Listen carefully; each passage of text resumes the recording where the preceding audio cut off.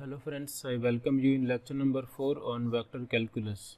In this lecture we are going to discuss about conservative vector fields and potential functions for conservative vector field. We will understand these two definitions and we will see how to decide or how to test whether given vector field is conservative or not using the curl of a vector field. So first we try to understand what is meaning of conservative vector field. We are already familiar about gradient of a scalar function that we will require.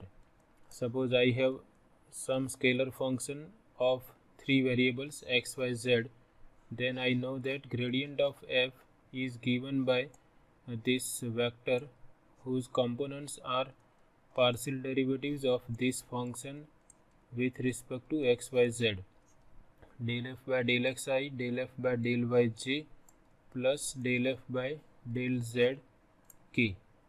This is the definition of gradient of a scalar function f.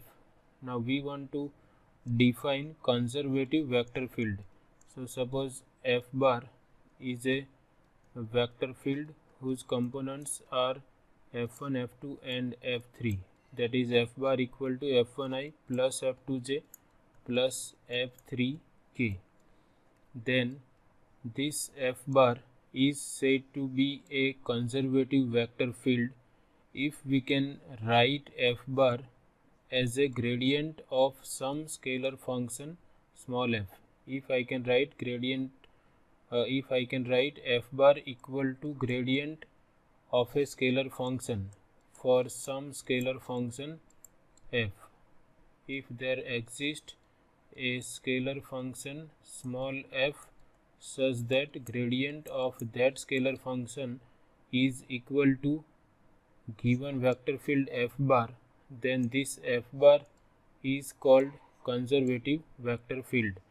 In short, f bar is conservative vector field if we can write f bar as a gradient of some scalar function small f of x, y, z. Some authors are using another notation for scalar function. Some authors are writing phi also to denote this scalar function. So all the notations are valid. If you wish, you can write f bar equal to gradient of h for some scalar function h of x, y, z. So here f is a scalar function and this is a vector field or vector function, and this scalar function whose gradient is this vector field, that scalar function is given particular name. It is known as potential function for the vector field f bar. So if gradient of this function f is equal to given vector field, then this function small f is called potential function for vector field f bar. So we have understood what is conservative vector field and potential function for conservative vector field. If a vector field f bar can be written as gradient of some scalar field small f, then vector field f bar is called conservative vector field, and this scalar function is called potential function for vector field f bar. Potential function. Some authors use these words also for potential functions. It is also known as scalar potential function for given vector field f bar. So we will see how to check whether f bar is conservative vector field or not, and how to decide potential function for vector field also. So this is the definition which I just discussed. Let f bar be a vector field defined on an open region D in space. If f bar equal to gradient of f for some scalar function f on that region D, then f bar is called conservative field on D, and f is called a potential function for f bar. Now we cannot decide directly that whether f bar can be written as scalar as gradient of some scalar function. So how to check whether f bar is conservative or not? We cannot decide by trial and error because there are infinite number of scalar functions. So how we can check whether f bar is written as gradient of some scalar function? So by definition it is not advisable, or it is not it is like impossible to decide that how to write f bar as a gradient of some scalar function. So for that we are going to use call of a vector field. We have discussed about call of a vector field, and using call of a vector field we are able to decide whether vector field is conservative or not. So we have two results, that if f bar is conservative,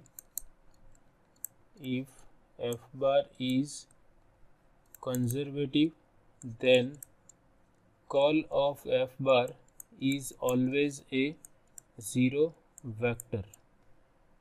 So from this we can conclude that if we take negative statement, this we can consider as statement A, this is statement B, then we know that if A implies B, then negative statement of B will imply negative statement of A.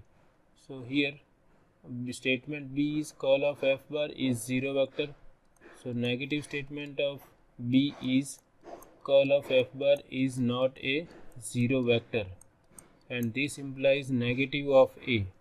That means f bar is not conservative. So remember this, conservative vector fields always have their call equal to zero vector. Their call is always 0. So if we find out call of a vector field, and if call is non-zero vector, then we can say that f bar is not conservative. Now converse of this result is not always true. We cannot say that call of f bar equal to 0 vector implies f bar is conservative. This is not always correct, because we have some vector fields whose call is 0 but they are not conservative. So call of f bar equal to 0 vector implies f bar is conservative. This is not always true. This only one condition is not enough to say that f bar is conservative. So remember, if f bar is conservative, call of f bar is always 0, but converse is not true. If call of f bar is equal to 0 vector, then f bar is not always conservative. But if we add some extra condition with this condition, then our vector field is conservative. So here we have two conditions, call of f bar equal to 0 vector and some extra condition implies f bar is conservative. So that extra condition is, if I write f bar as this notation f1i plus f2j plus f3k, then that extra condition is this partial derivatives of these components f1, f2, f3 must be continuous. First order partial derivatives of these component functions must be continuous. In fact, f bar has component functions having continuous first order partial derivatives. That is, if I consider partial derivatives of f1 with respect to x, y, z, then they must be continuous, f1 by del z. Similarly, partial derivatives of f2 with respect to x, y, z must be continuous, and partial derivatives of f3 with respect to x, y, z must be continuous. So if we add that extra condition with this continuity of first order partial derivatives of component functions, here we require continuity of first partial derivatives of component functions of f bar, continuity of first order partial derivatives of component functions, that is f1, f2, f3 or whatever notation we will use. So if this extra condition is also satisfied together with this condition, that is call of f bar is a zero vector, then f bar is conservative. So suppose we are given some vector field f bar and they ask you to check whether it is a conservative or not. Then first we will find out its curl. If curl is a non-zero vector, then it cannot be conservative. If curl is a zero vector, then we will check this extra condition that whether first order partial derivatives are continuous or not. And most of the vector fields which will be given, in those vector fields these first order partial derivatives will be continuous, that we can observe directly. They will be elementary functions like polynomial functions or exponential or trigonometric functions, so that we can directly say that they are continuous by observing those standard functions. So remember these two results. If f bar is conservative, curl of f bar is always a zero vector, but curl of f bar equal to zero vector does not imply f bar is conservative. For proving that f bar is conservative, we require two conditions. One condition is curl of f bar is zero vector. Second condition is continuity of first order partial derivatives of components of f bar. So that I have mentioned as a note here, that test for conservative vector fields. If f bar is conservative vector field, then curl of f bar is a zero vector, and converse of this with extra condition. If f bar is defined on all of R3, that is f bar has component functions which are defined for all points x, y, z in R3. So if f bar is defined on all of R3 whose components have continuous first order partial derivatives and curl of f bar is zero vector, then f bar is a conservative vector field.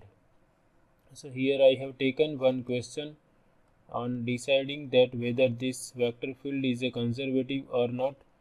Here component functions are x square y, x y z and minus x square y square.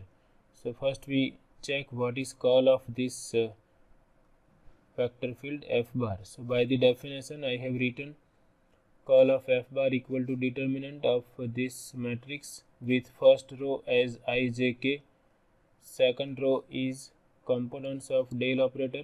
This is nothing but cross product of del operator with given vector field f bar. So second row is components of del operator, third row is components of given vector field f bar, which are x square y, x y z and minus x square y square. Then I have calculated this curl. So I start with this I bar and partial derivative of this quantity with respect to y. So x square is constant, derivative of y square is 2y, so it is minus 2x square y, minus partial derivative of this quantity with respect to z.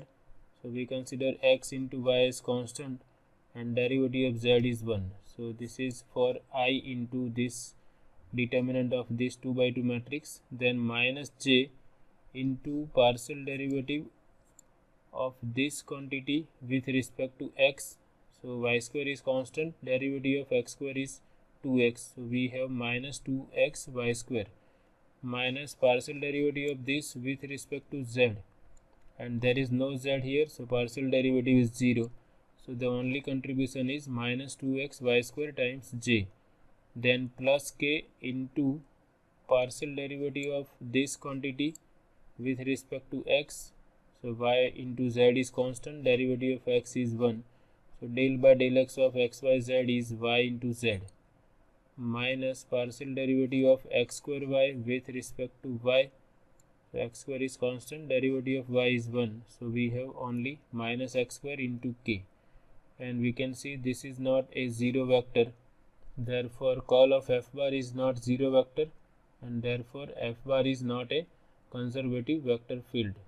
and here you can observe that all these component functions are defined at all points in R3 and they are polynomial functions, so they are obviously continuous functions and their partial derivatives will also be continuous. But here curl of f bar is not a zero vector. This condition is not satisfied, therefore f bar is not a conservative vector field. So you remember this condition for proving that your vector field is conservative. Two conditions are required: curl of f bar equal to zero vector plus continuous partial derivatives. Okay, all the partial derivatives of component functions must have continuous first order partial derivatives. So together with this condition we can say that f bar is conservative. So for proving that our vector field is conservative, we will check two conditions: curl of f bar is a zero vector, and we will check that whether first order partial derivatives of component functions of f bar are continuous or not.